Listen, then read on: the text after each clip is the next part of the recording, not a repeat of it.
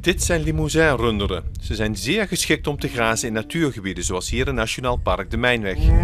Eigenaar van de kudde is Har Smeets. De dieren lopen hier vrij rond. We doen hier extensief begrazen. We hebben ongeveer 1 dier per hectare.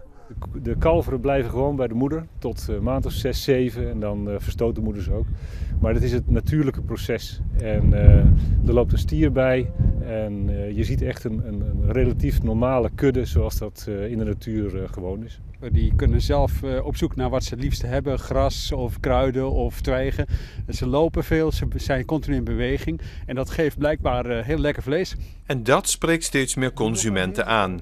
Naast Limousins zijn ook Schotse hooglanders, Galloways en koningspaarden geliefd.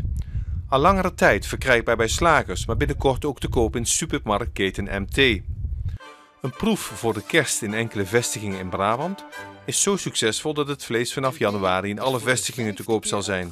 En dus moeten er meer kuddes komen. We werken samen met de boeren van Limousin regionaal. Het is ook met ondersteuning van de provincie Limburg dat we deze keten aan het opzetten zijn. En Limousin regionaal heeft, naar mijn weten, zo rond de 2000 Limousin koeien in Limburg. De natuurbeheerders kunnen daardoor meer gebieden verpachten. De kuddes nemen een deel van het onderhoudswerk over. Voor ons is het belangrijkste dat we de gronden kunnen beheren voor het budget wat we daarvoor krijgen. En dat is geen vetpot meer tegenwoordig. Har Smeets heeft Limousin-runderen in gebieden van Staatsbosbeheer, Natuurmonument en het Limburgs landschap. Ik moet al die terreinen afrijden. Goed kijken of de dieren gezond zijn. De afrastering moet gecontroleerd worden. Of de dieren voldoende drinkwater hebben. Er komt toch nog wel meer bij kijken. Binnenkort gaan alle dieren op stal.